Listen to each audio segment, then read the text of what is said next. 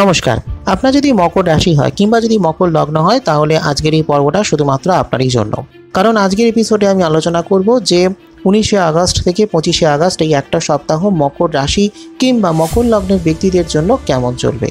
তো কেমন চলবে জানতে গেলে সবার আগে জানতে হবে যে 9টা গ্রহ 12টা রাশির মধ্যে কোথায় কোন অবস্থানে রয়েছে।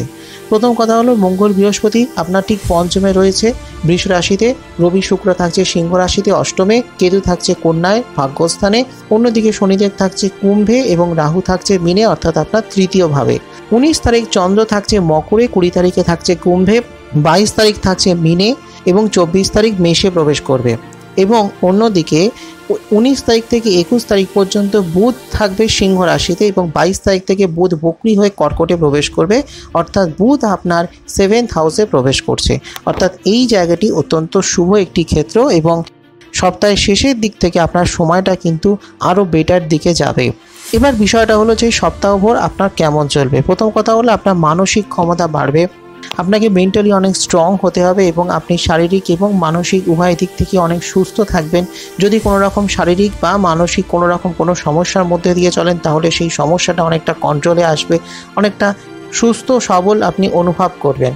এবং সেই সঙ্গে শনিদেব যেহেতু দ্বিতীয় ঘরে রয়েছে ফলে আর্থিক দিকটা কিন্তু অনেকটা বেটার হবে, বক্রী অবস্থায় রয়েছে ফলে ফাইন্যান্সিয়াল জায়গাটা অনেক বেটার হবে বা আপনি অর্থ সঞ্চয় করতে পারবেন। টাকা পয়সা যেমন আপনি রোজগার করবেন ঠিক সেইভাবে আপনার ধীরে ধীরে সঞ্চয় বাড়বে, টাকা পয়সা রোজগার বাড়বে। এবং সেই সঙ্গে যেহেতু আপনার উপর বৃহস্পতির দৃষ্টি রয়েছে ফলে সেটা অত্যন্ত শুভ একটি ক্ষেত্র। এবং সেই সঙ্গে যেটা হলো যে আপনার জীবনে অনেক পজিটিভ প্রভাব আসবে, পরিবারের সঙ্গে একটা ভালো সময় আপনার কাটবে, পারিবারিক জীবন সুন্দর হবে, কোনো সুন্দর অনুষ্ঠান শুভ অনুষ্ঠান ইত্যাদি বা কোনো পুজো অর্চনা ইত্যাদি যে কোনো প্রকার শুভ কাজ শুভ অনুষ্ঠান এগুলো কিন্তু হতে পারে। এবং সেই সঙ্গে যেটা হলো যে আপনার যদি সন্তান থাকে তার দিক থেকে অনেক ভালো খবর আপনি পেতে পারেন বা তার কোনো কাজে আপনি গর্ব অনুভব করতে পারেন।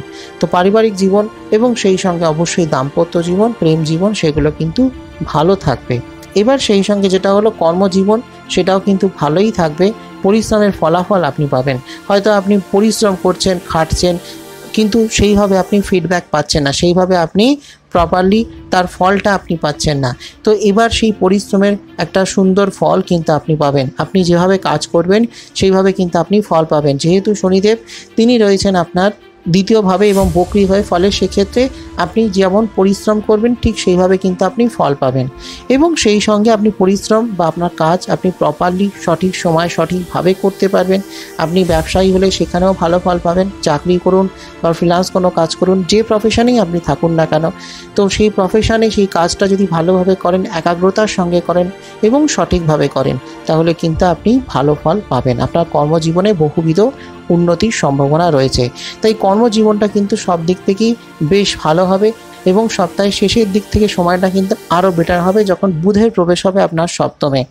ফলে সেক্ষেত্রে ব্যবসায়ীদের জন্য খুব ভালো সময়, ফ্রিল্যান্সারদের জন্য ভালো সময় বা সেলফ এমপ্লয়েড যদি হয়ে থাকেন খুব ভালো সময়, বা আপনি ধরুন কাজ করছেন বা কাজের চেষ্টা করছেন বা চাকরি খুঁজছেন, আপনি একজন ফ্রেশার হতে পারেন বা ভাবছেন হয়তো নতুন কোনো ব্যবসা করবেন তাহলে সেই সমস্ত ক্ষেত্রে কিন্তু ভালো সময় কর্মের জন্য বা ভালো কাজ প্রাপ্তির জন্য একটা ভালো টাইম থাকবে।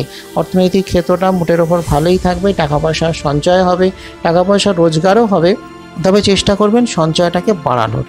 এছাড়া যদি আপনার বিদেশ যাত্রার ইচ্ছে থাকে, বিদেশে পড়াশুনো, বিদেশে কাজ, বৈদেশিক ব্যবসা বাণিজ্য বা ধরুন আপনি যদি কোনো মাল্টিন্যাশনাল কোম্পানিতে থাকেন, যদি বিদেশ যাওয়ার ইচ্ছে থাকে তাহলে সেই ধরনের ইচ্ছে স্বপ্ন পূর্ণ হতে পারে। বা ধরুন আপনার ট্রাভেল এজেন্সি বিজনেস আছে, ট্রাভেল ট্যুরিজমের, তাহলে সেই ধরনের বিজনেসগুলো বা ব্যবসা বাণিজ্য এগুলো ভালো থাকবে। তো সব মিলিয়ে মোটের ওপর সময়টা ভালো, স্টুডেন্টদের জন্য টাইমটা ভালো, যথেষ্ট উন্নতির সম্ভাবনা রয়েছে, উচ্চশিক্ষার জন্য ভালো সময় রয়েছে, ভালো টাইম থাকছে উচ্চশিক্ষা লাভের জন্য এবং স্টুডেন্টদের জন্য টাইমটা মোটের ওপর ভালোই। তো এটাই ছিল আমরা আজকে সংক্ষিপ্ত আলোচনা। ভালো লাগলে একটা লাইক করে দেবেন, শেয়ার করে দেবেন সকলকে, আর অবশ্যই কমেন্ট করে জানাবেন আপনার প্রশ্ন বা মতামত। সেই সঙ্গে অ্যাস্ট্রোঅ্যাস্ট্রো চ্যানেলটিকে সাবস্ক্রাইব করে রাখুন, ফলো লাইক করে রাখুন অ্যাস্ট্রোঅ্যাস্ট্রো ফেসবুক পেজ, যাতে যখনই আমি যে তথ্য বা ভিডিও আপলোড করব তার নোটিফিকেশন সঙ্গে সঙ্গে সবার আগে আপনার কাছে পৌঁছয়। আসছি খুব শীঘ্রই আগামী পর্বে আরও কিছু নতুন তথ্য নিয়ে, ততক্ষণের জন্য নমস্কার।